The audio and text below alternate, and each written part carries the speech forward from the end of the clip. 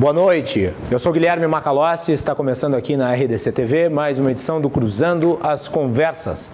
Nosso programa sempre vai ao ar a partir das 22 horas e 30 minutos, trazendo para você, nosso público, os debates sobre os temas do momento, os assuntos mais importantes. Você pode participar enviando a sua mensagem através das redes sociais. Na sua tela, nesse momento, tem o WhatsApp, também é uma ferramenta de comunicação conosco e dentro das possibilidades nós vamos lendo as mensagens que vão chegando. Então não deixe de enviar a sua. Você pode nos assistir através do canal 24 e 524 da NET e também através dos nossos canais nas redes sociais. Estamos no YouTube, no Twitter, no Facebook e no Instagram. Na edição de hoje do nosso programa, nós vamos falar sobre a situação da segurança pública, um tema sempre muito atual. Aliás, o principal tema em debate no país há muito tempo. Sim, eu considero, pelo menos, superior à questão previdenciária. Porque, afinal de contas, a previdência, se ela não for aprovada, ninguém morre no dia seguinte. Mas a violência pode nos levar a um óbito a qualquer momento. Ainda mais dado um país onde os níveis de criminalidade não param de bater recordes. Os indicadores internacionais mostram que o Brasil se coloca como um dos países mais violentos do mundo, com um número de mortes que supera países em guerra civil. Segundo o Atlas da Violência, são quase 70 mil homicídios anuais. Sim, vou repetir, 70 mil homicídios anuais. E esta realidade se resulta numa vida menos tranquila. A expectativa de que talvez a gente não consiga chegar em casa. Então nós temos que tratar desse assunto continuamente. Para falar sobre ele, nós trouxemos aqui no programa 4 especialistas na área. O advogado da Defensoria Pública do Rio Grande do Sul, Dr. André Esteves de Andrade. Presidente da Associação dos Oficiais da Brigada Militar e do Corpo de Bombeiros, Coronel Marcos Paulo Beck. Promotor de Justiça do Ministério Público do Rio Grande do Sul, Dr. Eugênio Paes Amorim. Major do quadro de oficiais do Estado-Maior da Brigada Militar, Rafael Monteiro Costa. Muito bem, senhores, sejam todos muito bem-vindos aqui ao Cruzando as Conversas, é um prazer recebê-los. E eu começo falando, obviamente, sobre as iniciativas que eventualmente podem trazer algum tipo de melhoria nos indicadores da segurança pública. O ministro da Justiça e Segurança Pública, Sérgio Moro, apresentou recentemente na Câmara dos Deputados um projeto de lei anticrime que agora está para ser debatido na Câmara, mas está atrás das prioridades em relação à reforma da Previdência. Eu começo perguntando ao doutor André qual que é a avaliação que ele faz desse conjunto de regramentos e sobre o aspecto político, ainda que vocês todos sejam técnicos da área da segurança, nas suas mais variadas áreas, o aspecto político de um tema tão importante como a segurança não correr em paralelo com a Previdência, que também é importante, mas atrás da Previdência, ou seja, em segunda prioridade, a questão da segurança pública. Doutor André, começa pelo senhor. Primeiro, boa noite, agradeço pelo convite, estar aqui representando a Defensoria Pública e trazendo o nosso olhar sobre a questão da segurança pública. Eu acho que a segurança pública, como você bem disse, é um assunto extremamente atual, extremamente relevante e um assunto extremamente complexo que não tem uma solução simples, uma solução fácil. Não existe uma resposta mágica para a criminalidade, para a segurança pública. É um assunto relevante, porém a Previdência também é um assunto extremamente relevante para as finanças públicas. E a respeito do projeto do Moro, o que se tem de um olhar técnico e num olhar da questão da efetividade real das medidas tomadas, se entende que não é a melhor opção para se melhorar a segurança pública. O projeto traz diversas questões que são altamente polêmicas e altamente questionável a sua eficácia. Um exemplo, por exemplo, seria a questão de você poder transacionar um acordo sobre a aceitação da pena com benefício antes de ser averiguada a sua culpa ou não. O que se entende que, apesar do desejo de você ser mais rápido na punição, de você ser mais efetivo, mais eficaz, o caminho não é diminuir a possibilidade do poder público de examinar efetivamente aquela questão. É um dos pontos controversos do projeto que eu pessoalmente discordo, e existem diversos estudos discordando, além de outros modelos que talvez não sejam mais eficazes. Quando a gente pensa em segurança pública, eu acredito que o ideal seria buscar a causa daquela criminalidade. Porque senão nós vamos continuar dando o analgésico e esperando que a infecção mude. Não adianta eu ficar dando a dipirona e controlando os sintomas e achar que aquilo vai resolver. Não vai resolver. Nós temos estudos de criminologia. O objetivo é as causas da criminalidade. O que leva o indivíduo a delinquir. Como você pode desmobilizar as organizações criminosas que fazem a cooptação nas áreas pobres, carentes, onde o Estado não entra. Eu acho que um projeto de lei sério, que efetivamente busque diminuir a criminalidade, ele tem que passar por essa análise das causas. No caso, o senhor acha que o projeto do Sérgio Moro não é sério, então? Ele não responderia a essas demandas? Talvez não, o sério não seja a palavra, não seja eficaz. Eficaz. Ele não é eficaz para diminuir efetivamente a criminalidade. Talvez seja um projeto honesto, realmente uma tentativa de melhorar, mas não é o cerne da questão. De pouco adianta você tornar mais célere o procedimento, permitindo o indivíduo aceitar uma pena mais branda. E ok, nós já temos isso hoje no juizado especial e não funciona. O indivíduo se sente coagido a aceitar aquilo, independentemente de culpa, independente de oitiva de testemunhas, não é o caminho. É preciso buscar celeridade? É preciso. É preciso buscar uma punição justa e até correta e eficaz? Sim, mas não uma celeridade que nos tire o controle e o exame de efetivamente as garantias daquele indivíduo de que se ele vier a ser condenado, seja efetivamente por aquilo que ele fez. O senhor acha que o projeto confunde celeridade com pressa? Exatamente.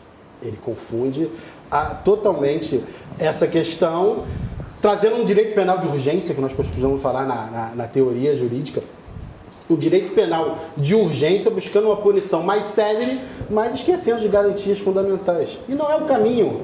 Não se importa se eu punir mais rápido, eu tenho que buscar uma pena, uma punição que seja eficaz para o que eu quero. O que o objetivo é diminuir a criminalidade. Ok. O que é necessário para que eu alcance isso?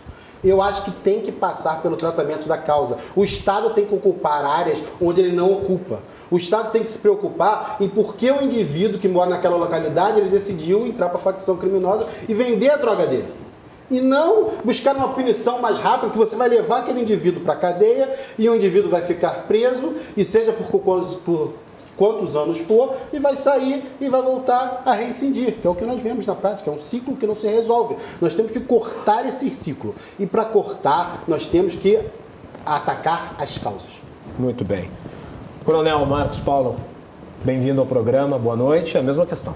Boa noite, meus cumprimentos ao apresentador. Quero em especial cumprimentar os nossos sócios da Associação dos Oficiais da Brigada, os companheiros da Brigada Militar e do Corpo de Bombeiros Militar. Bem, eu acho que já o primeiro passo, e não é eu acho, eu penso, nós estamos discutindo. Isso é muito bom. Nós nos dizemos especialistas, cada um nas suas áreas, buscando soluções. É isso aí que nós temos que fazer, apontar soluções. Elas não nascem do nada. Com respeito à pergunta do ministro Moro, ele colocou na mesa, eu acho que nós temos todas oportunidades de modificar através dos nossos representantes, os deputados que estão examinando o projeto ou que vão examinar esse projeto e fazer as mudanças necessárias. Para nós, eu agora vou falar como policial militar, nós somos a polícia militar, a primeira linha de defesa da sociedade. É ela que vai fazer a primeira contenção do crime, é ela que vai fazer o primeiro enfrentamento do crime. E aí, para isso aí, existe sim soluções. Eu vou dar uma solução, caso do Rio Grande do Sul. Não podemos resolver, certamente não podemos resolver de um momento para outro a evasão, a falta de efetivo que nós temos. Isso é uma coisa, não temos condições de receber 2.000 homens e formar, só se formá-los mal. Se eu não me engano, o quadro hoje de efetivo da brigada é inferior ao de muitos anos atrás, quando a população era menor. Se nós formos lá para os anos 90, e primeiro o seguinte, até para que as pessoas entendam, nós não inventamos, nós não temos um chapeuzinho, tiramos ali um número, vamos sortear o número do efetivo da brigada. As pessoas precisam saber. Isso aí é regulado, inclusive, pela ONU, nós somos filiados à ONU. A ONU faz uma série de considerações em razão do nível de escolaridade, IDH do povo, desenvolvimento cultural, manifestação do crime, uma série de coisas. Por exemplo, a França está revendo, pelo índice da ONU, ela está revendo o efetivo das suas forças face ao que ela está sofrendo atualmente. Então, nós tínhamos, nos anos 90, nós tínhamos na brigada 34 mil homens, estado efetivo. E hoje nós temos 15 mil homens, só que naquela época nós não tínhamos gente à disposição de presídios, não tínhamos tanta gente à disposição de diversos setores, tribunais, assembleia, gabinete militar. Então, realmente, no efetivo de policiamento, pouca gente. Mas por que se diminuiu tanto, de 30 para 15? Políticas de governo. Aquilo que os governos, eles parecem que entram descompromissados com a sociedade, querem fazer mudanças em 4 anos, que a gente até brinca, são plantões, em 4 anos ali, assume 4 anos e revoluciona. E a polícia é uma dessas coisas que só começa a se sentir a falta quando realmente o crime começa a tomar as ruas. Aquele negócio do Mayakovsky, né? Que um dia os cães latem na esquina da minha casa, no dia seguinte eles latem no pátio da minha casa e eu comodamente estou dentro da minha casa, estou assistindo. No terceira noite os cães latem dentro da minha casa e eu da rua estou assistindo os cães dentro da minha casa.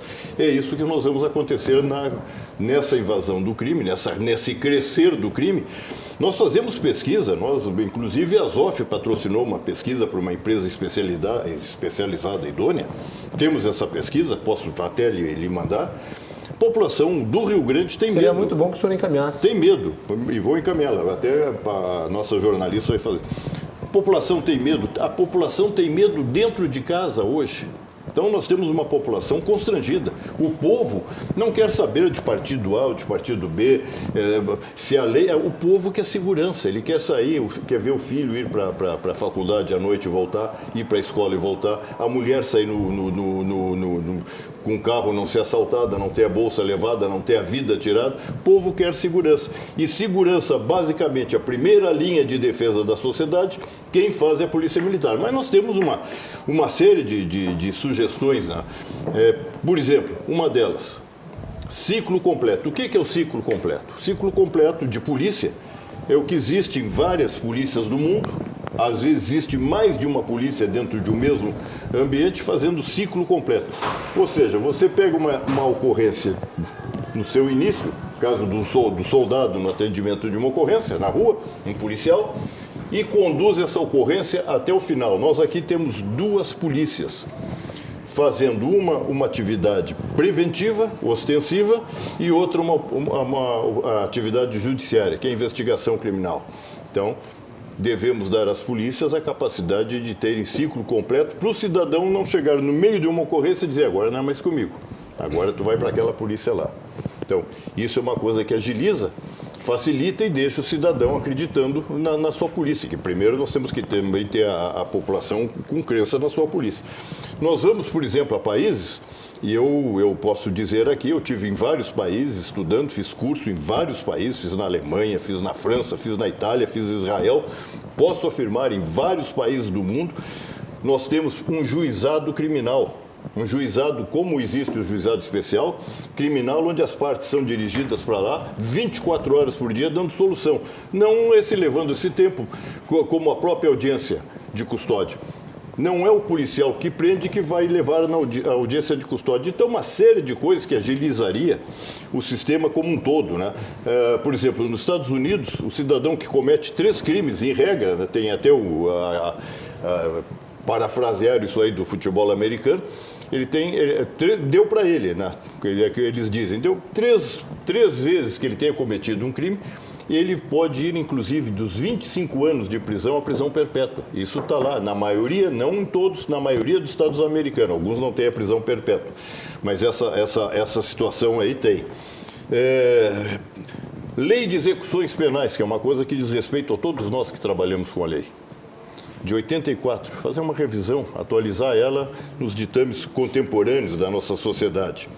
Eu comentava antes no jornal da RDC-TV que é assustador que no Brasil, por exemplo, uma Suzane von Richthofen saia para desfrutar de um dia de folga no Dia das Mães. Ela que praticou um crime contra os pais. E uma outra coisa, nós aqui, por exemplo, temos, quando o preso trabalha, nós temos o preso trabalhando 3 dias, ele ganha um dia a mais, que vai contar para a sua liberdade. Então, 3 dias trabalhado, 1 a menos na pena dele. E por que nós não temos o contrário? 3 dias sem trabalhar, o preso tem aumento num dia na sua pena. Por que nós não temos isso? Porque nós só contamos para vantagem. E aí para liberar para a sociedade, se não está ainda em condições de. Audiência de custódia, que eu falei, juizados de instrução, o custo, nós temos que calcular, nós sabemos que a segurança pública, como eu disse, não vamos dar efetivo para a brigada, para a polícia, não vamos dar. Esse pessoal sai caro, não vamos dar, vamos deixar assim, vão levando. Pode dar viatura, dar meios, é extremamente importante. Toda a tecnologia, mas sem o homem não se faz policiamento. Mas aí o Estado acha que está economizando.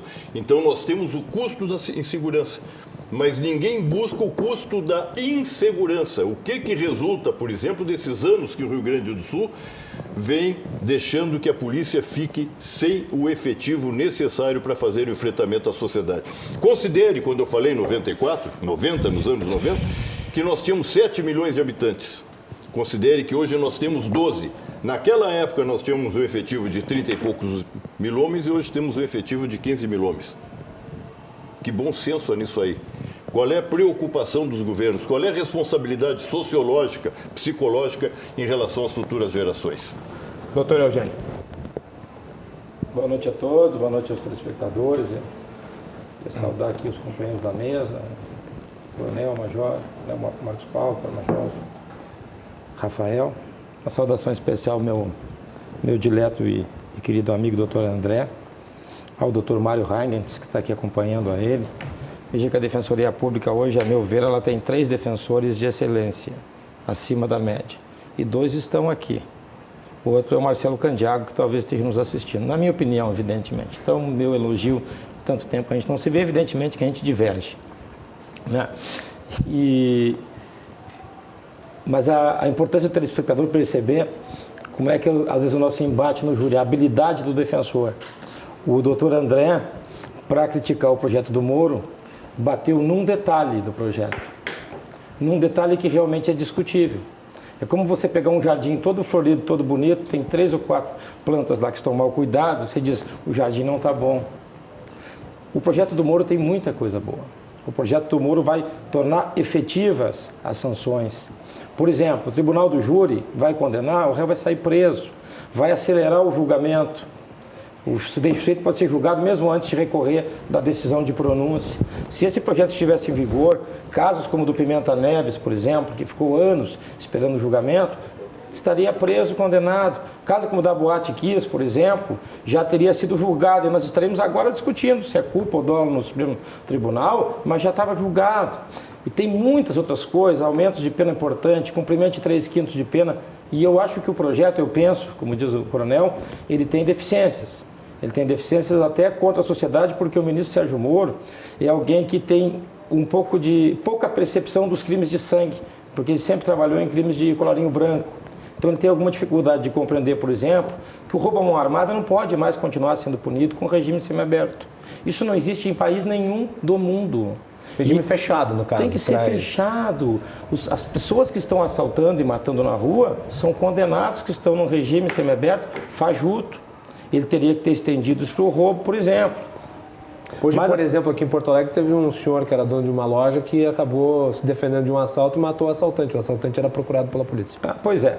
Mas, e essa crítica pontual, eu também acho que é discutível a questão da barganha ali, desse direito penal de terceira velocidade, se não me engano, alguma coisa assim que falam na faculdade.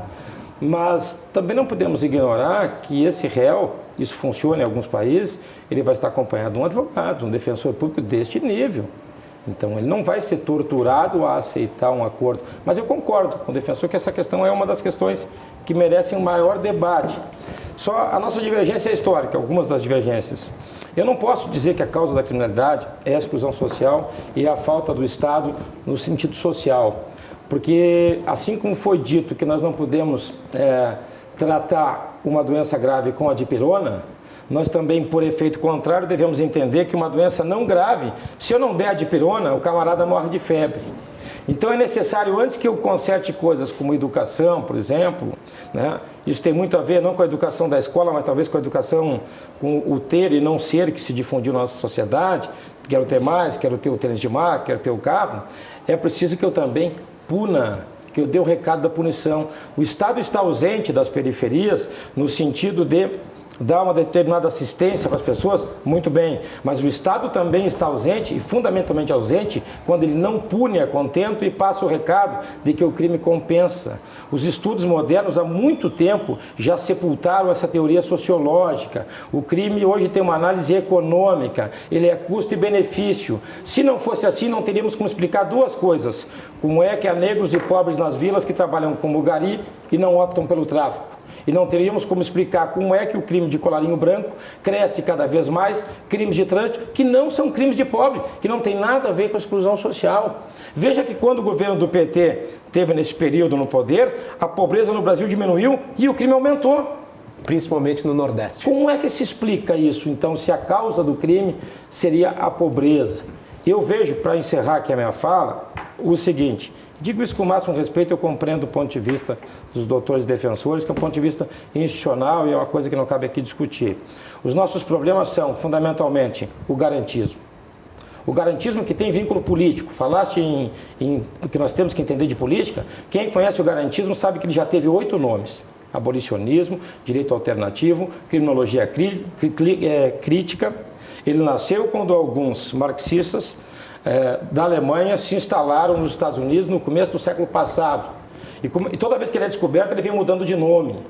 Ele é que causa o prende e solta, ele é que faz um juiz dizer que uma prisão em flagrante de um traficante não pode ser homologada porque não foi feita uma investigação, ele é que faz um desembargador dizer no Rio Grande do Sul que o traficante pode andar armado porque ele tem que defender a boca, ele deturpa o ativismo judicial que deturpa o cumprimento da lei, a subversão dos direitos humanos. Isso está presente no aparelhamento nas universidades, no legislativo e em algumas instituições do direito também.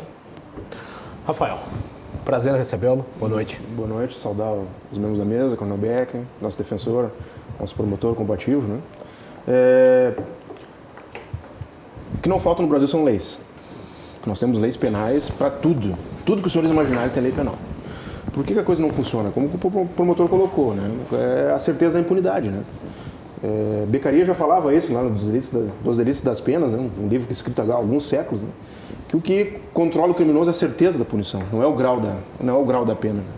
Não adianta nós termos hipoteticamente uma pena de morte para homicídio se nós continuarmos com 8% de apuração de autoria dos crimes de sangue no Brasil.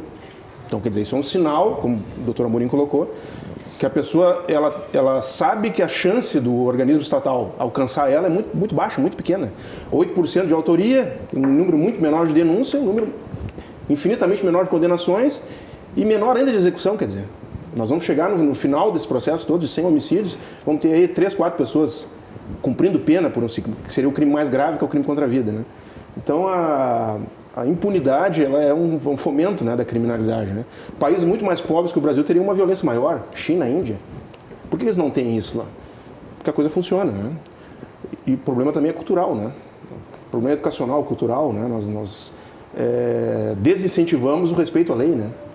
Então ainda nós somos o país da vantagem, né? Do levar vantagem. Certa feita, numa caixa de mercado, a moça não passou o produto que eu estava levando ali, eu voltei para pagar ela ficou me olhando assim como se fosse um otário. Pô, tu tá levando? Não, levar vantagem, né? Então isso é uma coisa que está na raiz da nossa sociedade brasileira, né?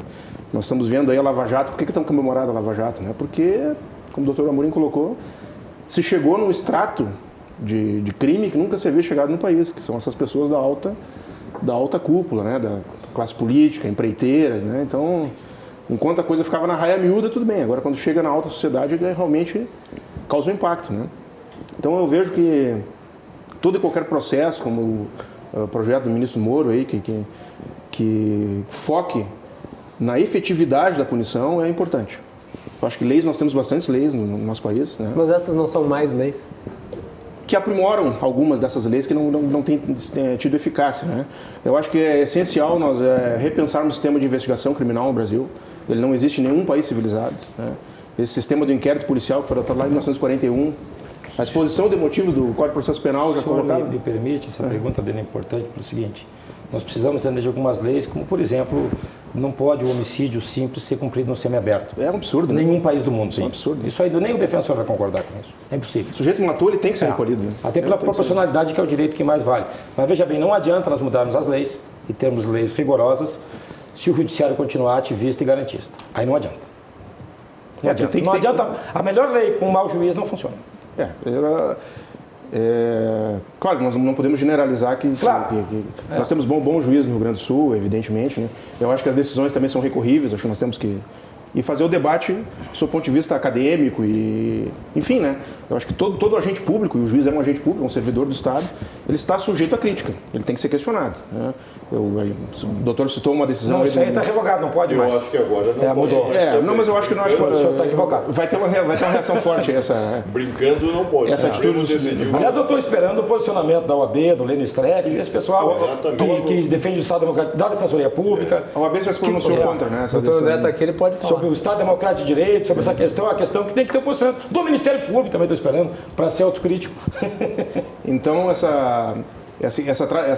esse tratamento que é dado ao delito no Brasil, de a polícia investigar, o Ministério Público fazer a acusação, órgãos que não se comunicam, né? não se debate por que o promotor não pode conduzir uma investigação, a polícia não pode ser auxiliar do promotor, no sistema de promotor investigador, ou um juiz de instrução, como é no juizado especial. Por que o juizado especial funciona no campo de futebol?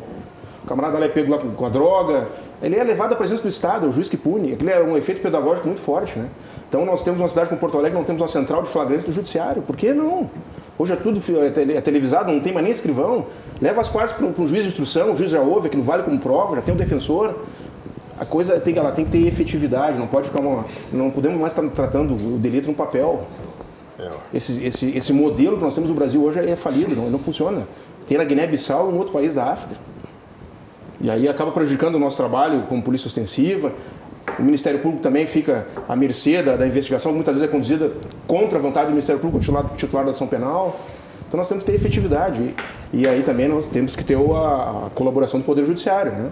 Isso é uma coisa que dá trabalho, ter contato com as partes, né? Plantões, né? Isso aí, mas não há outra saída. Não tem como sustentar o modelo que nós temos hoje. Vamos fazer um intervalo, depois nós voltamos. Eu quero ouvir novamente o doutor André para fazer os devidos contrapontos. O Cruzando as Conversas volta em seguida aqui na RDC TV. Estamos falando sobre segurança pública. Já voltamos.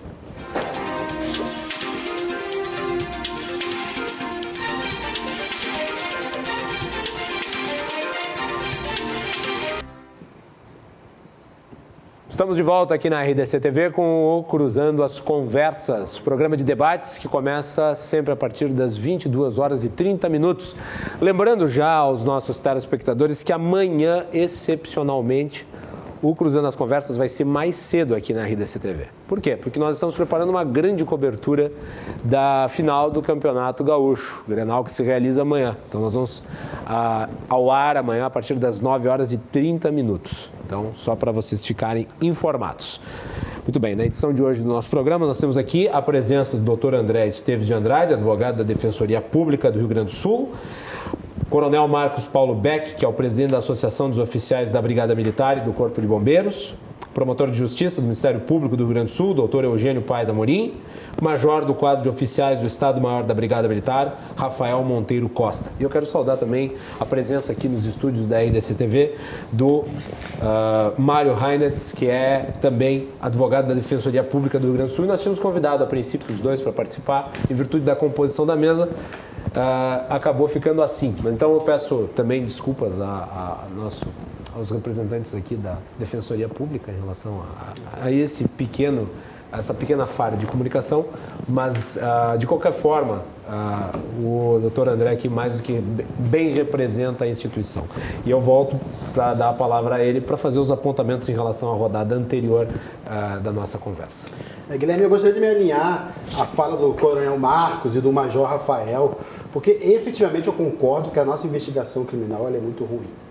Nós precisamos de uma reformulação da investigação criminal e precisamos de uma polícia forte, uma polícia equipada, uma polícia que realmente funcione.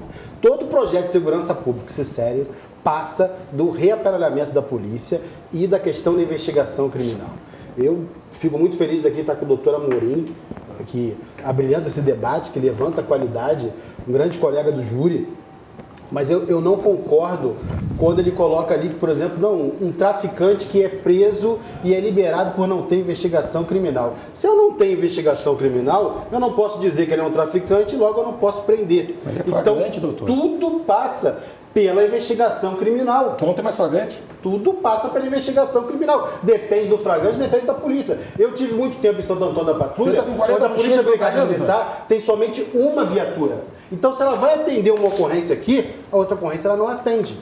Ela não atende. Vale para homicídio Santo também? Antônio da Patrulha e, cara, Vale para homicídio depende também? da investigação criminal. Se não tiver Como é que investigação você diz do que alguém homicídio, doutor, achar o cara com um revólver e o corpo do lado, então também não prende. Doutor, se o indivíduo é achado com uma pedra de crack, ou 2 pedras de crack, ou 5 pedras de crack, como é que o senhor vai dizer se ele é traficante ou se ele é usuário? Eu preciso da investigação, Mas tem que ser eu preso em preciso da flagrante, polícia. doutor. O senhor está com 40 buchas de Não, se cocaína. ele está com 5 pedras de crack, ele Então, é no caso traficante. concreto tinha 40, Não, aí incidente.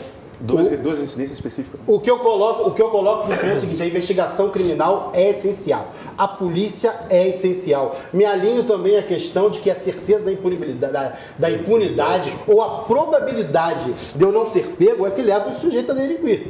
Se ele vai realizar um roubo e só 8% dos roubos são desvendados, obviamente que é vantajoso para ele, porque em 92% dos casos eu vou estar livre. Então, talvez valha a pena. Mas então, essa- eu concordo na investigação criminal. Essa sua argumentação não leva a uma certeza de impunidade por parte considerável dos criminosos que acabam delinquindo? Sim, muitos talvez realizem crimes em razão dessa... Na maioria das vezes ele vai ficar impune, porque ele não vai ser investigado, porque não vai ser descoberto quem é. Isso leva à criminalidade? Sem dúvida. Se o indivíduo ele tem certeza de que se ele cometer um roubo, um assalto, um homicídio, ele vai ser pego e vai ser punido, obviamente que você está coibindo aquela conduta. O que eu não concordo e não posso concordar é que a gravidade da pena é um fator importante ou relevante para impedir que alguém decida cometer um crime ou não. Por que o senhor acha isso? Por 2 motivos. Primeiro que qualquer um de nós nessa mesa, ou até o telespectador que está olhando, você pode pensar assim: por que eu não vendo drogas? Ou por que eu não realizo estupros? Com certeza nenhum de nós nessa mesa, ou telespectador, vai dizer que não realiza estupro porque existe um crime do crédito penal que pode punir ele com diversos anos de prisão. Ninguém, se amanhã se tornar lícito vender crack, ninguém aqui nessa mesa vai começar a vender crack e traficar. E nem quem está me ouvindo. Então, na verdade, não é bem a pena que vai incidir para efetivamente coibir que aquele indivíduo faça a conduta. São valores, são pensamento, criação, modo de vida, valores que todos nós temos e nós precisamos dar para esse indivíduo. Ninguém, quando vai cometer um crime, que eu vou matar a minha esposa porque eu estou ódio de ciúme, eu pego a minha faca e no momento que eu vou infestar a faca dela, existe o feminicídio agora. E ele é um qualificado e em vez de 6 anos eu vou pegar 12. Então eu não vou matar mais minha esposa. Isso é irreal, esse pensamento. É um pensamento que só existe no papel. Na vida real, a gente que trabalha com criminoso todo dia, com pessoas acusadas de crime todos os dias, conversando com eles, entendendo a sua motivação, ninguém se preocupa se você vai ficar preso 2 anos, 3 anos, 4 anos, 5 anos. O que interessa, sim, se ele vai ser punido, que ele vai ser pego, e se essa punição vai ser efetiva e eficaz para evitar que ele realize crimes novamente. Porque nós tratamos a prisão, não que ele vai ficar no aberto ou no semiaberto, ou ele vai ficar 3 anos ou 4 anos, como se fosse uma coisa boa. Como se fosse algo que você está dando para ele, um remédio, que você vai resolver aquele problema, mas não é isso que ocorre jamais. A residência, o índice de residência é altíssimo, então não está funcionando. Não adianta a gente dizer que não, todo mundo vai ficar no fechado. 5 anos, a gente vai passar os 2 anos, os 4 anos de roubo, nós vamos passar para 8. E daí? 8 anos ele vai estar fora do presídio. Então eu tenho que me preocupar, mais que quantos anos ele vai ficar lá, efetivamente, como ele vai sair. A gente se falou aqui do trabalho, eu concordo, mas na maioria dos presídios que eu trabalho, não se tem um trabalho para todos os presos. Pelo contrário, é comprado. Porque é difícil você ter a vaga para você conseguir trabalhar os 3 dias e conseguir a remissão de 1. Não se tem essa vaga. Nós, além de punir aquela resposta emocional ao delito, que obviamente todos nós ficamos consternados, acontece um crime, o indivíduo tem que ser punido. Eu tenho que me perguntar de uma forma, se eu estou preocupado realmente com a segurança pública, eu tenho que perguntar o que é eficaz para evitar que isso ocorra. Eu tenho que dar trabalho, eu tenho que dar escola, eu tenho que retirar aquelas causas que o levaram a fazer isso. E para terminar, só para trazer o ponto da dificuldade econômica, a dificuldade econômica é um fator, mas talvez não seja nem o principal. O principal é uma dificuldade cultural, uma dificuldade intelectual, uma dificuldade cultural naquele momento que os heróis de uma vila... Às vezes eu vejo alguns criminosos muito bem preparados intelectualmente. Existem, mas não é os 99% que a gente trabalha. Existem pessoas de alta classe que cometem crimes, outros crimes, diferente do roubo, diferente do homicídio. Mas eu imagino o cara no caminhão do lixo intelectualizado, assim, ó, com pós-graduação. O que tem a ver uma coisa com a outra? Mas ele não precisaria ter intelectualizado. Se o problema não ter intelectualidade e não ter recurso financeiro e saúde, por que a maioria está trabalhando? Mas não é questão de maioria, é questão que você pega um ambiente de vila, os valores não são o mesmo nosso. Se você pega um garoto hoje de 14, não, 15 doutor? anos... Não. O Isso garoto, é preconceito. meu filho não é preconceito, é realidade. Ali, eu nasci naquela vila, tá ali na frente, é o Não é cego. questão de nascimento, não é questão de nascimento. Me criei nela. Não é questão de nascimento. Pensar assim é fechar os olhos do que efetivamente acontece. Seu argumento é preconceituoso. Os heróis naquele local, Quer dizer que naquela quem mora na comunidade, vila não tem os mesmos valores que nós, o doutor. senhor quer generalizar Foi o e que o senhor tratar disse agora. tudo dentro do mesmo saco, não. O que eu digo é o seguinte, são fatores que levam em conta. Por que a maioria das pessoas que a gente trabalha, que você leva junto, são de vilas? O senhor vai dizer que não é? Como Por quê? assim? Por que a maioria dos júris que o senhor faz toda semana são pessoas que moram em vila? Porque não tem punição. Não, porque se não tem punição, então por que não são pessoas do Moinhos? Por que não são pessoas de Petrópolis? Porque não tem são investigação. pessoas da vila? Não. Aí a investigação que tem lá é a mesma que tem lá. Não é a mesma. A pena que vai ser aplicada aqui é a mesma que vai ser aplicada lá. O senhor não vai dizer para mim que um crime cometido no Moinho vai ser melhor investigado que um crime cometido... Não. Aí eu não posso concordar. A minha visão é o seguinte, de trabalhar todos os dias com pessoas. Os valores e a visão naquela localidade é diferente da visão de outra. A falta de oportunidades é muito grande. Falta de oportunidade. E também vislumbrar assim, o exemplo, né? Nós temos uma dificuldade muito grande de dar valor ao trabalho no Brasil, né? A nossa cultura, o trabalho é uma coisa menor, não é... É interessante. No país primeiro mundo, qualquer trabalho é remunerado, né? Então nós temos que mudar isso também. A discussão é interessante, mas nós temos que levar em conta nessa mesa. Mas aí eu tenho que fazer a pergunta para vocês todos. Quer dizer que o desempregado em potencial ele é um criminoso? Mas é isso que eu quero chegar, não é isso aí. Não. Mas veja bem, nós temos 13 milhões, segundo as estatísticas, 13 milhões e meio de brasileiros desempregados. Sai da frente, então. São 13 milhões e meio? Não. Certamente são os 40 milhões de brasileiros. Tem gente que não está mais procurando emprego, que não está nessa lista, tem subemprego. Então, nós temos hoje, numa população de 210 milhões de habitantes, cerca de 25%, 20% desempregado. É uma lógica triste se esses vão viver como? Quem é que paga esse primeiro preço das faltas de política num país? É a polícia. Nós, por exemplo, a polícia às vezes fala que a polícia mata. Nenhuma polícia do mundo perde tanta gente em serviço quanto nós perdemos. É o maior índice do mundo a morte de policiais brasileiros no enfrentamento ao crime. Com falta de efetivo, com carência de toda a ordem. Se eu trazer aqui para a população sentir o problema do policial, o mesmo policial que quando nós precisamos, chamamos e queremos ele rapidamente, é aquele que quando nós passamos na rua não somos capazes de um gesto de cumprimentar. É o mesmo policial que quando a brigada comprou, e isso nós fizemos e as redes sociais mostraram, comprou veículo Corolla, boa parte de classe média se revoltou porque tinha um Corolla e o soldado andava de Corolla. Então, primeiro, a sociedade tem que saber, e hoje está precisando de segurança pública e reconhece, mas tem que saber que esses anjos do sacrifício dão a vida pela defesa da sociedade. E precisam São pouco valorizados? São pouco valorizados, sim. São pouco. Agora fala-se muito em segurança pública, há várias pessoas falando, empresas doando, mas efetivamente valorizar a segurança pública não é da cultura do brasileiro, não é da nossa cultura. Então, nós temos que aprender por exemplo, mas é o presidente americano, tudo bem. O presidente americano, numa escolta para eles, foi público, um policial sofreu um acidente, foi baixado do hospital, ele já tinha levantado o voo do americano, voltou para ir no hospital e visitar, reconhecer aquele homem. Na França, o Macron fez há pouco tempo a mesma coisa com um policial morto. Aqui, agora, até devo dizer, o governador do Rio de Janeiro inaugurou um processo novo nesse sentido. Mas a sociedade tem valorizado esses homens que defendem a sociedade. Aí discutimos uma série de lei, uma série de liberdade, e a sociedade está cada vez mais acuada. Sabiam, senhores, eu tenho trazido em várias oportunidades, que a brigada tem o dobro do índice de suicídio do Rio Grande do Sul? E sabe, isso é estatística, publicado em revista científica, não é um dado atirado aleatoriamente. O Rio Grande do Sul tem o dobro do suicídio do Brasil, quer dizer que o nosso índice de suicídio dentro da corporação é 4 vezes maior que o do Brasil. Por quê? Pela pressão que esse soldado sofre na defesa da sociedade. O retrabalho, estamos discutindo leis, o retrabalho. Os senhores já pensaram quantas vezes o soldado leva uma mesma pessoa perante a autoridade? Quantas vezes ele repreende? Quantas vezes ele enxuga gelo? Quantas vezes ele no semiaberto leva 10, 20 vezes uma pessoa? Já teve um caso aí de levar 72 vezes, se não me falha a memória, num ano um mesmo marginal. O furto hoje é um crime que já está praticamente impune. E o marginal sai antes dele. Então, difícil, nós temos que encarar assim como um todo.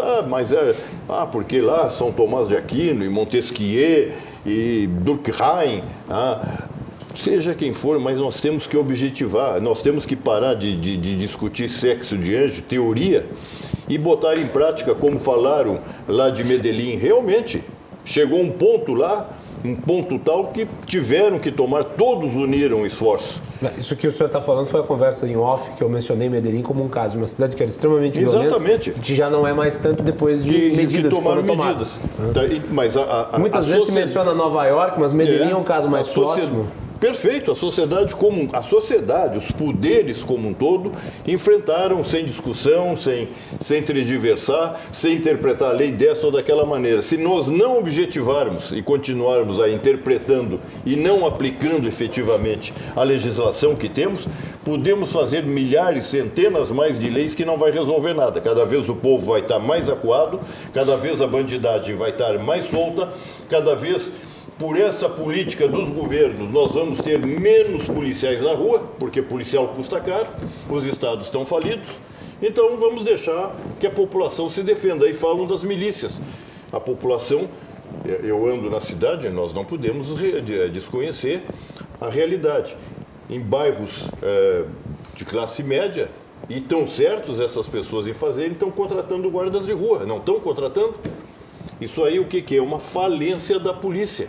A polícia não está dando resposta. Então nós, a sociedade, para nos defender, estamos criando milícia. Não estamos criando milícia? É ilegal? Quem é que está levando essa ilegalidade? O próprio Estado está forçando essa ilegalidade. Então vamos objetivar, ter medidas, a população acordar. Combate a incêndio se faz com bombeiros especializados. Salvar vidas se faz com bombeiros, como nós temos visto aqui em Calamidades do Rio Grande, vimos agora lá em Brumadinho, naquela lamentável situação que uma empresa é impune e as empresas lá continuam impunes. Polícia se faz com um policial na rua fardado. Não há nenhum modelo no mundo que não se faça com policial. E nós pulamos de um efetivo, quando uma população de 7 milhões, hoje temos metade de efetivo. Entretanto, me perdoem, vai lá no Ministério Público, tem soldado lá abrindo portão. Vai no Tribunal de Contas, tem soldado. Vai na Assembleia Legislativa, tem soldado em todo lugar. E na rua? Estamos tirando da onde? Eu tenho que atacar isso aí. Não é politicamente correto? Não, eu estou cansado do politicamente correto. Eu tenho que objetivar e dirigir a corporação que eu pertenço, a associação que eu represento, os oficiais que são quem aplica, que fazem verdadeiro milagre, esses oficiais da brigada, multiplicando pães como Jesus multiplicou. Não sou religioso, mas tem que usar o exemplo. Multiplicando o efetivo, botando o efetivo onde precisa, um efetivo que não existe. Então, também cumprimento os nossos oficiais que fazem isso, os nossos sofridos soldados no combate de rua e tão mal reconhecidos muitas vezes. Doutor Eugênio. Aí tem que pontuar algumas coisas, eu estava ouvindo. Em primeiro lugar, quando se fala que a nossa investigação não é boa, nós não vamos fazer uma injustiça com a Polícia Civil do Rio Grande do Sul, nem com os delegados. Não, nós temos uma excelente polícia. Passa aqui, pela dificuldade da investigação, a impunidade, é um círculo vicioso. Como não há punição, as comunidades têm medo de depor, então é difícil encontrar testemunhas. Nós temos uma perícia técnico-científica sucateada. É preciso pontuar isso em primeiro lugar. Se eu não me engano, doutor Eugênio, tu me corrija se eu estiver errado. Em conversa recente que eu tive com o delegado Rafael Brodbeck, que é da Polícia Civil, ele me falava que os índices de resolução de casos de crimes no Rio Grande do Sul é mais alto do que a média brasileira. E é. Né? De fato. Homicídio, então, acho que é importante fazer. É mais do que, mas tem alguns estados. Até me permita, nós temos, há que se dar a César o que é de César, é Deus o que é de Deus. Nós temos uma polícia civil extremamente qualificada. E nós vemos isso a cada dia com as operações que eles realizam, tão presentes, com os meios também. Assim como a brigada sofre por falta de efetivos, eles também sofrem da mesma forma que nós a falta de efetivos. Agora sim, eu preciso voltar a pontuar algumas coisas. Aí você faz lei, né? Que maravilha. O artigo 302 do Código de Processo Penal fala nos seus 4 incisos que o sujeito é preso em flagrante, por exemplo, quando ele estiver na posse de instrumentos que presumam ser o autor da infração.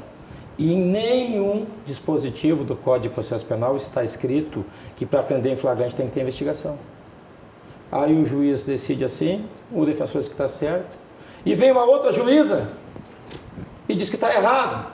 Tanto está errado que foi revisto. O ativismo, a lei não diz isso, e o camarada, porque ele tem lá uma ideologia XYZ, inventa. O nosso problema é a ideologia dentro do direito. Esse discursinho de que prender não resolve nos levou a esse estado de coisas. O garantismo está com as mãos escorrendo sangue. Essa é que é a verdade. Esse discurso, não vamos prender, não vamos aumentar a pena. Esse é o discurso que nós ouvimos há 30 anos. Porque prender não resolve, porque a reincidência aumenta. Não, a reincidência aumenta justamente porque nós não estamos prendendo. Essa reincidência é 70%. Quem trabalha no tribunal do júri, eu trabalho, o doutor trabalha, sabe que eu vou falar, é verdade. Você pega um sistema de consultas integradas, o camarada tem 7, 8, 10 homicídios, tem tráfico de drogas, tem porte de arma, tem roubo, ele entra e sai toda a hora. Isto é uma vergonha. Prender não resolve? Se o camarada está preso, como é que ele vai cometer crime? Me diga. Esses latrocínios de distância velha, se estivessem na cadeia, eles iam cometer crime como? Telepaticamente? Como é que prender não resolve?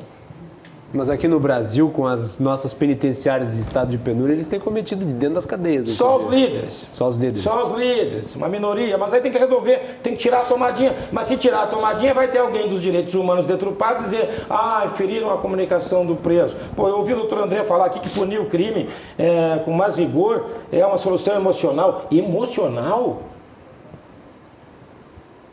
Para aí. É racional, tem que punir. Pena não é mais ressocialização. Nunca foi. Não se ressocializa alguém prendendo. Pena não é prevenção, ele tem razão. O cara vai deixar de cometer o crime porque a pena é maior? Também acho que não. Pena é segurança pública. Quem está preso não está solto. Quem não está solto não comete crime. Pronto. É tão difícil entender isso. Se o camarada cometer um assalto, 2, 3 e ficar preso, ele não vai cometer o 4º, o 5º e o 6º, porque dentro da cadeia é impossível assaltar. Outra, o aparelhamento tem que parar. Mentem sobre números de encarceramento. Dizem que o Brasil tem 700 mil presos, que é a 4ª população carcerária. Mentira descarada. Que não considera números proporcionais, que não considera que desses 700 mil, cerca de 400 estão com a tornozeleira essa da nuvem, que o cara vai para casa. Não falam, mentem para a população, mentem nas academias, mentem nos tribunais, mentem na imprensa, um aparelhado. Esta gente é diretamente culpada pelo estado de caos do Brasil. Isso tem que ser dito, eu também não sou politicamente correto. Pelo amor de Deus, olha, você vê um país como os Estados Unidos, o Mike Parker, ex-chefe de polícia de Los Angeles, xerife, vai estar num evento aqui o mês que vem. Nova York era em 85 o segundo centro urbano mais violento do mundo. Só perdia para Belfort Roxo. Tá? Belfort Roxo continua sendo violento. E Nova York, punindo os crimes pequenos com rigor, a lógica inversa do Brasil, hoje está em número 150 no país, nos Estados Unidos. 150. Isso não foi conseguido dando pão, sopa ou uma escola melhor. Foi mostrando que o Estado é presente. Você cometeu o crime, você tem que ser punido. Não é mais possível, esse discurso não pode continuar. As pessoas que defendem, as instituições que defendem esse discurso, têm que se dar conta que os outros estão morrendo por causa desse discurso. Esse discurso é assassino. Agora eu pego esse Por favor, doutor, só deixa eu pegar o doutor André para ele fazer um pequeno contraponto e depois passar a palavra. Só responder o doutor, tem uma fala excelente, como sempre, excelente, mas é um discurso emocional. É um discurso emocional. Como se pedir a redução de pena ou pedir que efetivamente se comprove a culpa fosse questão porque eu tenho pena daquele indivíduo. Não, eu quero que ele tenha o celular no presídio, porque eu tenho pena dele, ele tem o direito a dar o celular. Ninguém fala sobre isso. A gente só discute que não funciona. O doutor deu exemplo de Nova York, de 85, ok, em Nova York aconteceu essa estatística, mas em todas as cidades em volta de Nova York, Brooklyn, a criminalidade aumentou. O que houve foi um deslocamento de criminalidade. Porque se aumentou o quê? A polícia. Se aperalhou a polícia passou a ser extensiva naquele local, câmeras, vigilância, as pessoas saíram dali e foram cometer crime em outro local. Simplesmente isso. Há anos nós vemos com essa questão de quanto mais se prende, mais se resolve. Eu vou dar um exemplo de Tramandaí, porque é uma comarca que eu conheço bem. Trabalho lá desde 2012. Tramandaí é a comarca do estado que mais se prende. Furto se prende sempre. Tanto se prende que chegou o presídio feminino de Torres ser interditado somente para Tramandaí, porque respondia por mais de 70% das presas naquela localidade. E a cada ano a criminalidade só aumenta de Tramandaí. E eu falo isso por experiência própria, porque eu lá acompanho. Se você tem um pensamento que quanto mais você punir, quanto mais você vai efetivo, você vai diminuir, eu tinha que ver isso na prática, mas eu não vejo. Se resolvesse, eu estaria aqui, porque qual é o nosso objetivo aqui, na verdade? Melhorar a segurança pública. Quanto a isso, ninguém discute. Nós queremos uma sociedade mais justa, uma sociedade mais segura, que a gente possa ir na rua, que nossos filhos possam sair e eu possa ficar tranquilo, que realmente hoje não é. Nós queremos isso. Se isso efetivamente seja efetivo, eu estaria aqui com certeza defendendo. Não, vamos punir, vamos garantir o que a lei está dizendo, mas vamos punir, vamos prender. Só que não é efetivo. O efetivo é, sim, não ficar impune. Ele tem que ter a certeza da punição. Eu tenho que ter a polícia ostensiva forte. Eu tenho que ter a polícia civil investigando forte. Esse é o caminho. E nós temos que ter o Estado ocupando espaço onde não ocupa. Mas não adianta ter a polícia civil prendendo e sendo ostensiva quando de repente o bandido já é solto logo imediatamente. Mas isso não acontece. Isso não acontece de ser preso logo imediatamente. Isso é uma falácia. Eu fiz um júri em Caxias do Sul não tem muito tempo. Vou contar o caso do Israel, que é um caso conhecido, que é um indivíduo de Lajeado, que ele foi reconhecido por ter estuprado uma mulher. Ele ficou preso por 9 anos, até chegar no STF e fazer o exame de DNA e constatar que o sêmen achado não era dele. Ele ficou preso 9 anos para ser inocentado. Como se devolve esses 9 anos esse indivíduo? Na verdade, o que a gente se observa... Mas esse caso não é uma exceção? Da prisão preventiva, não é. Da prisão preventiva, caso desse caso específico do Supremo que o senhor menciona? Hoje em dia, não é uma exceção de demorar tanto para você comprovar a inocência do indivíduo que era absolutamente inocente. Você demora muito tempo para você comprovar. Mas a prisão preventiva, ela não é mais a exceção. Prevenção preventiva por tráfico, prisão preventiva. Na maioria dos casos. Roubo, crime cometido com violência ou grave ameaça, preventivo. Ele perguntou se é exceção de prender inocentes. Não é exceção. Não é exceção. Essa é a pergunta. Não considero que seja exceção, doutor, mas ainda que O senhor seja... tem razão, hoje a prisão preventiva é bastante utilizada. Ela é a regra. Poderia ser mais. Então, essa questão de prende e solta, ela não é... Ela é uma coisa que está arraigada, um senso comum, um lugar comum você dizer isso, mas na prática não é o que Doutor acontece. André, desculpa, eu não quero interromper. Até a questão... O senhor não me interrompeu. Mas o senhor não folheia os consultas integradas dos réus que o senhor defende? Ok. E o senhor não vê ali que todos eles Incidente? entram e saem toda hora? Não entra e sai Será toda que hora, nós não. vemos eu vivo num planeta, o senhor no outro? Não, entra e sai toda hora, não. A reincidência é muito comum. Porque Por tá quê? solto. Porque nós não... Como é que vai reincidir se não tiver solto? Mas ele vai sair solto um dia, Até um doutor. dado Então tá bom. interessante. O que o senhor defende? Que não seja 6, que seja 12 anos? Cumprir a pena. E quando ele sair, quando ele acabar Tomou a pena 10, dele? cumpre 10. Tudo bem. E quando acabar a pena Bom, dele? eu poupei uns 8 anos na sociedade. Não. Doutores, dado só aguardar interessante. isso, por favor. Um dado interessante que é do Infopem. Em 2016, nós tínhamos 750 mil presos no Brasil. É o último dado oficial de 2016. Então, calculamos que hoje, no mínimo, nós tenhamos 850 mil presos no Brasil. Esse é dado do Infopem. Não, nós não temos, não estão presos. Sim, O dado é mentiroso. nos Estados Unidos 400 nós mil temos... estão com a tornozeleira ou estão preso domiciliar. O dado é falso. Certo, mas realmente O que é é o preso? dado que tem. Não, preso de Pergunta na Europa em o que é todas preso. as Preso ordens. é quem está fechado. Nos Estados Unidos, Dado falso. em 2016, 2,14 milhões de presos. E na China até graças ao regime também, que as punições são severas. É que é uma ditadura. É uma ditadura, exatamente. Então, na China, 1.650.000 presos. Né? Acho que não dá para comparar. Mas né? eu... Eu não me refiro ao Poder Executivo. Questão da população. Então, não, esses dados aí também quero dar oportunidade que o Major Monteiro é um excelente jurista, nos acompanha na associação ali, e é jovem que deu opinião também. Isso que o doutor Amorim coloca, né, desses indivíduos que estão em liberdade, né, na região metropolitana tem em torno de 3.000 pessoas condenadas que deveriam estar no regime semiaberto, recolhidas. Na estatística está como? Na verdade, estão na rua. Então, quer dizer, isso é um fomentador. Quer dizer, esses 3.000 indivíduos que já foram presos, processados, condenados, se estivessem cumprindo a legislação que tem hoje, não precisa criar nada mais do que já tem hoje, que é o regime semiaberto, já nós teríamos índices criminais muito melhores. Com a legislação atual. Com a legislação atual. Sem lei anticrime do Então, é inadmissível que um governo passe 4 anos e não construa um presídio. Não pode acontecer isso aí. Isso é um caso que deveria ser tratado como uma improbidade administrativa. Com a criminalidade que nós temos hoje. Dentro de viatura da brigada, né? Então... mas tem verba. Governos passados devolveram verba. Eu saí agora do Conselho Penitenciário, tá? O Sérgio Moro não me quis de novo na recondução.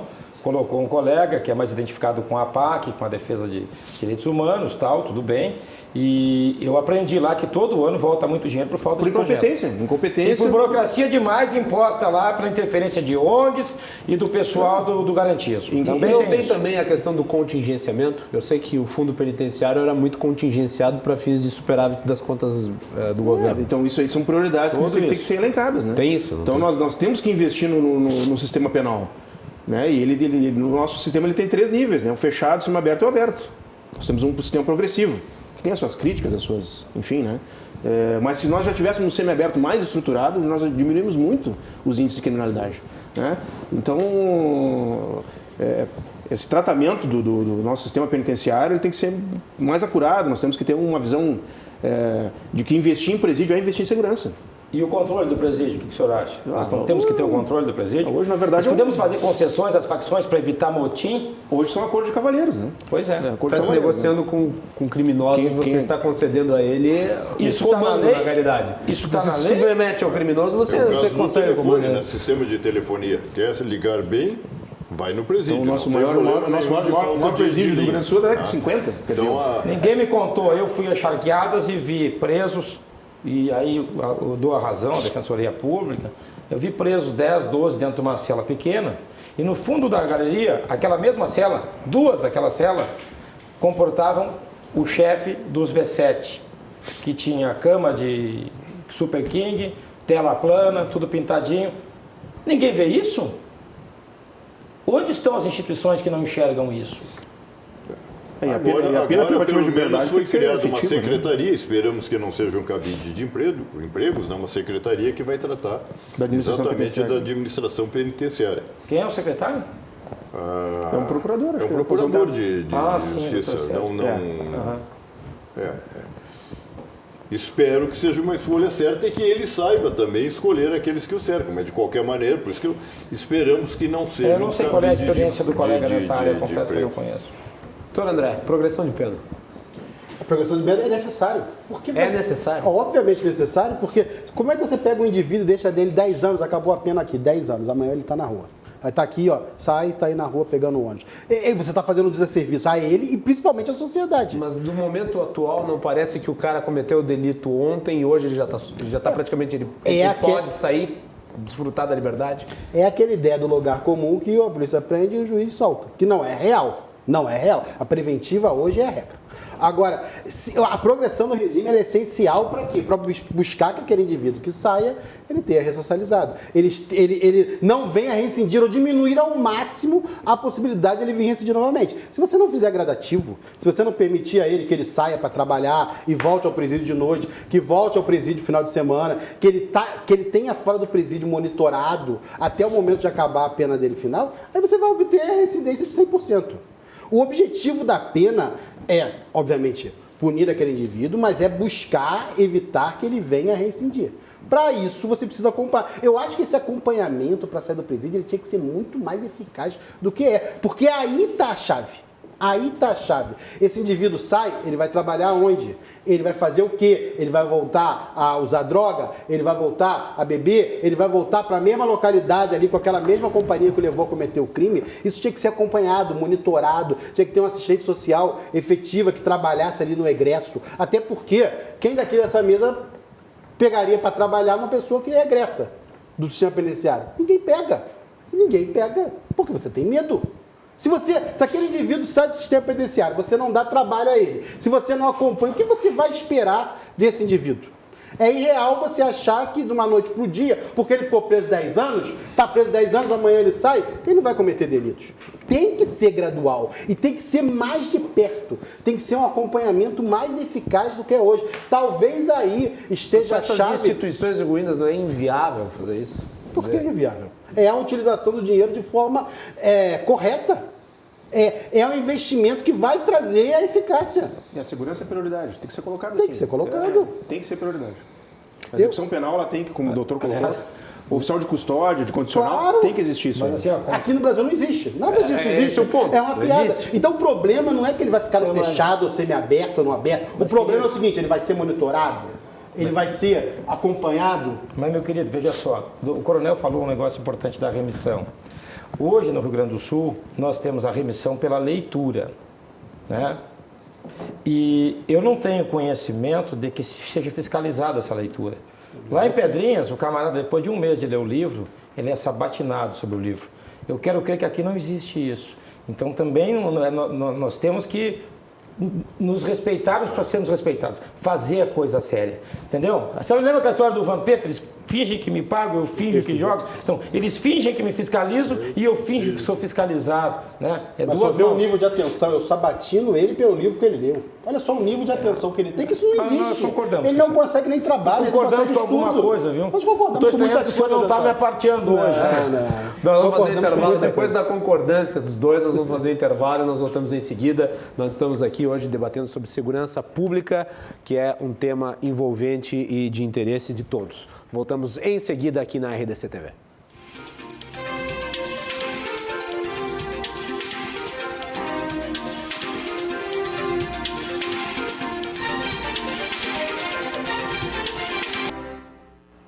Estamos de volta aqui na RDC TV com o Cruzando as Conversas. E lembrando ao nosso público, amanhã o programa vai ao ar mais cedo, a partir das 9h30, em virtude da cobertura que a emissora vai fazer do Grenal, disputa aí da final do Campeonato Gaúcho.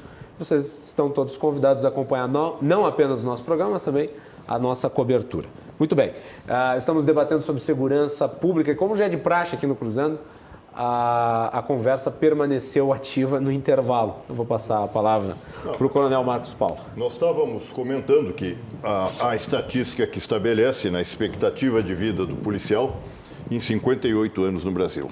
É muito pouco essa idade, pelo risco que enfrenta, exatamente em razão da atividade que ele exerce. Eu estava dando um exemplo que o governo passado, isso é uma opinião, e eu quero dizer a todos na mesa, aos ouvintes, que a opinião é um estágio entre a dúvida e a certeza. Então, eu tenho direito a dar a minha opinião, mesmo representando a minha categoria.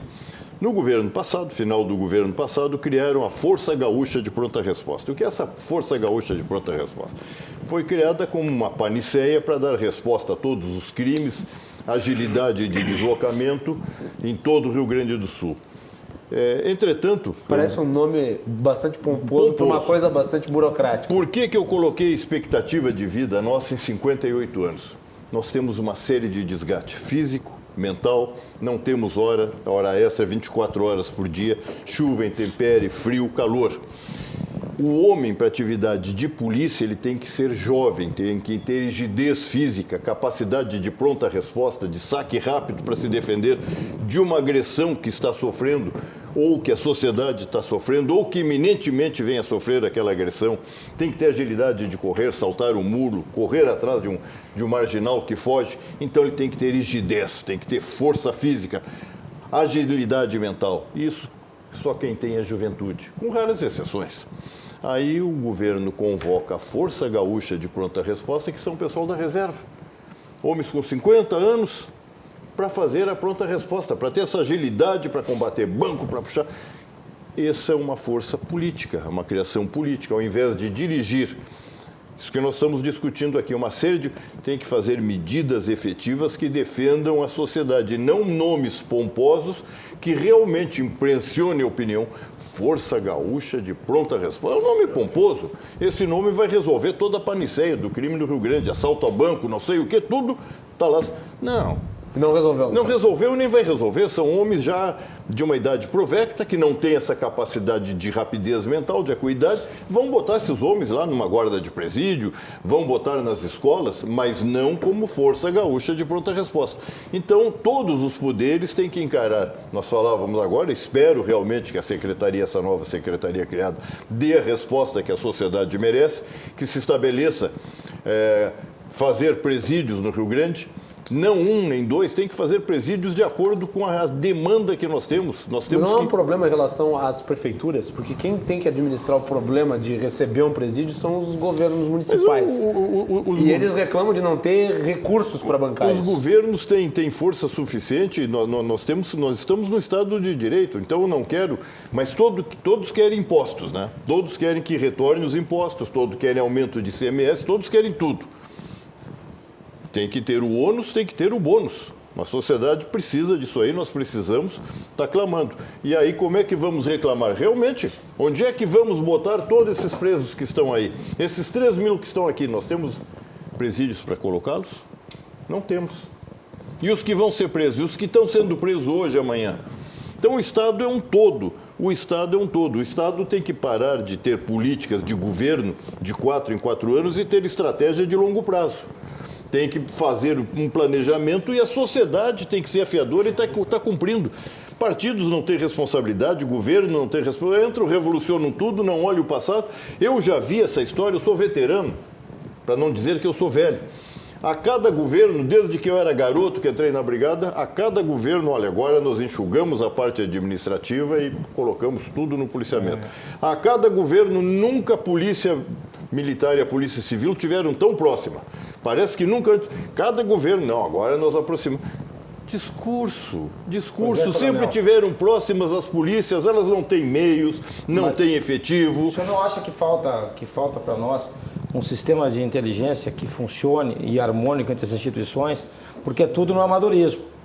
Me desculpe a realidade. Doutor, Chega lá, o policial X investiga na Bom Jesus, ele sabe quem é o Pedrinho, que é amigo do Paulinho, que usou arma tal. Isso nada vai com computador. Concordo em gênero e número. Eu trabalhei em área de inteligência. Isso seria muito importante para combater. Trabalhei em área de inteligência e também eu não vejo expert em área de inteligência em fazer uma rede de informantes, em coletar dados, em trabalhar direcionado para evitar o crime. Nós temos organizações trabalhando.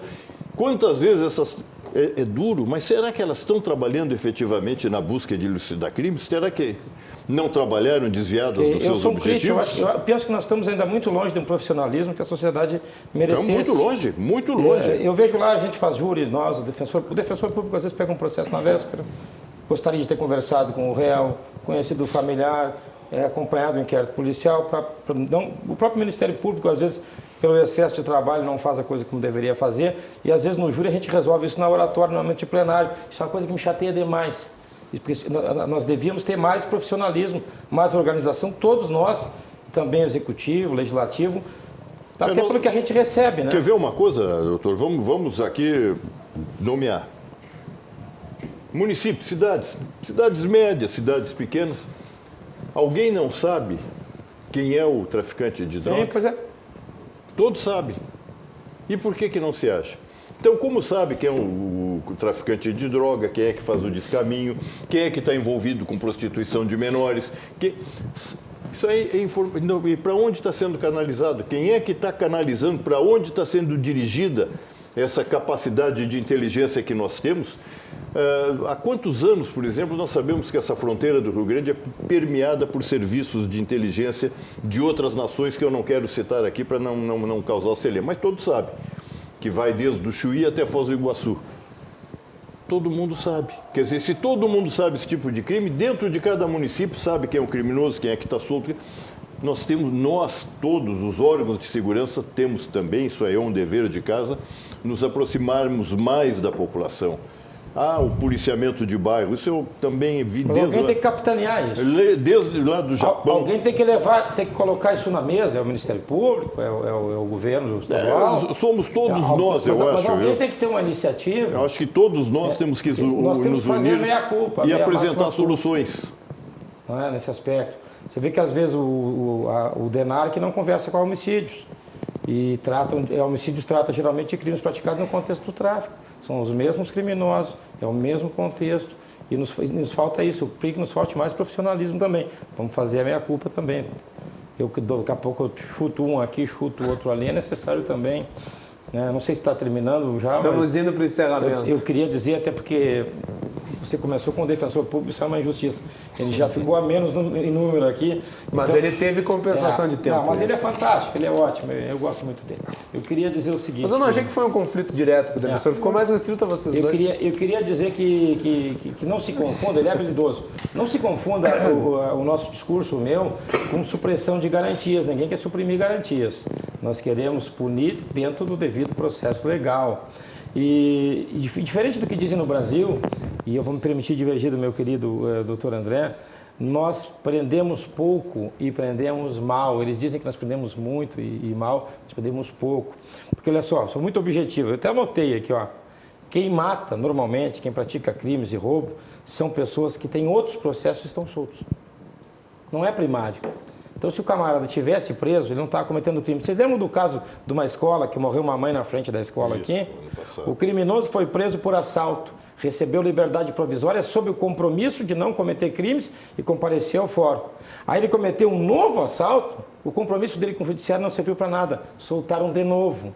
Se ele não tivesse sido solto, ele não ia ter matado aquela mãe. Viram como é que a coisa funciona? Sem o discurso romântico. Como é que a coisa funciona objetivamente. Eu era para ter nascido inglês, eu acho, americano. A gente discute demais as coisas aqui. Nós adoramos uma discussão. Nós temos que ser efetivo. E me desculpem, crime é escolha. Crime é relação custo-benefício. É empreitada. Crime é escolha. Ninguém é obrigado a cometer crime, ninguém é obrigado a ir para a cadeia. Por favor. Agradecer a oportunidade, acho que é importante nós trazermos esse debate para a sociedade, né? Eu acho que segurança tem que ser prioridade de governos, de investimentos. Me preocupa muito a situação prisional do Rio Grande do Sul. Nós não construímos presídio, nós não fazemos a efetividade das penas. Dignidade no tratamento penal é importante, como o defensor colocou. Eu acho que o sistema não pode dessocializar o indivíduo. Não é obrigação, eu acho que é utópico até, essa ressocialização através da pena. Acho que isso aí não é uma coisa que para mim está superada. Mas ele não pode ser dessocializado, ele não pode sair pior do que ele entrou. Acho que o sistema tem que oportunizar para ele, né, essa oportunidade de sair do crime. Mas a punição, o encarceramento como o doutor Amorim colocou, essencial para o controle da criminalidade. O indivíduo cometeu o crime, ele tem que ser encarcerado. Muito bem. Obrigado, doutor Rafael. Eu vou pegar um gancho até no que disse o Major Monteiro. Eu estou saindo melhor daqui do que eu entrei, certamente, porque realmente aprendi com todos os senhores essa discussão. Cumprimento os senhores como mediadores, os companheiros de mesa. Especialmente quero cumprimentar a população gaúcha, que saiba que nós, da Brigada e dos Bombeiros, nos preocupamos essencialmente pelo bem-estar da população gaúcha. E um abraço muito cordial aos sócios da Azof, que são os companheiros da Brigada Militar, do CNS, quadro dos oficiais de nível superior, da Brigada Militar e do Corpo de Bombeiros, e a toda a minha corporação como um todo que está nessa labuta, nessa faina, nessa luta, nesse combate diário contra o crime e pelo bem-estar social. Muito obrigado a todos. Obrigado, coronel. Doutor Rafael. Gostaria de agradecer aqui o convite da RDS, gostei bastante do debate, agradeço os companheiros da mesa, ao mediador. E gostaria só para finalizar a questão, eu não considero que crime é uma escolha. Se crime fosse uma escolha, nós teríamos crimes cometidos da mesma maneira em todos os segmentos sociais, em todos os locais da cidade, e não é o que a gente vê. É segmentado e nós temos uma porcentagem da população que é a clientela do direito penal. São pessoas pobres, negras, que moram em vila, marginalizado. Não é um indivíduo de classe média alta. Podem cometer crimes? Obviamente que podem, mas cometem normalmente outros tipos de crime. Então, essa questão de crime é uma escolha, eu acredito que seja uma simplificação, pedindo perdão aqui ao doutor Amorim. Eu acredito que seja uma simplificação e com simplificação nós não vamos alterar nosso quadro de segurança pública. Precisamos de pena, sim, mas precisamos de uma pena efetiva, eficaz, para mudar a causa que levou aquele indivíduo a cometer a criminalidade. E se faz isso não simplesmente com uma pena mais alta, com o maior número de anos, ou com a prisão em si, porque se a prisão fosse boa, ela resolvia, e não é isso que se vê na prática. Temos que buscar penas alternativas, controle, atenção para aquele indivíduo. Finalizo somente contando um caso do júri. Uma vez, aqui em Porto Alegre mesmo, atendi um indivíduo que no final ele foi preso há 25 anos. E após um longo debate com o promotor no tribunal do júri. E no final do júri, ele com 20 e poucos anos nas costas, ele me abraçou, era um indivíduo primário, inclusive, e disse para mim assim, eu nunca na minha vida recebi tanta atenção de outra pessoa como eu recebi aqui hoje. Então, um indivíduo que tinha acabado de sair dali com quase 30 anos de cadeia. Então, eu agradeço a atenção, agradeço os telespectadores. Obrigado, doutor André. E agradeço a todos os demais componentes dessa mesa pela participação e fazer novamente o registro e agradecer também a presença aqui no estúdio do doutor Mário. Obrigado. E já está desde agora convidado para que numa próxima oportunidade em que nós debatemos segurança pública, o senhor compareça daí sim, ocupando um lugar nessa mesa. Eu tenho certeza vai ser uma grande honra para todos nós. Muito obrigado a todos que nos acompanham, todos os que nos mandaram mensagens. Lembrando que amanhã o Cruzando as Conversas é a partir das 9h30 aqui na RDC TV. Boa noite e até amanhã.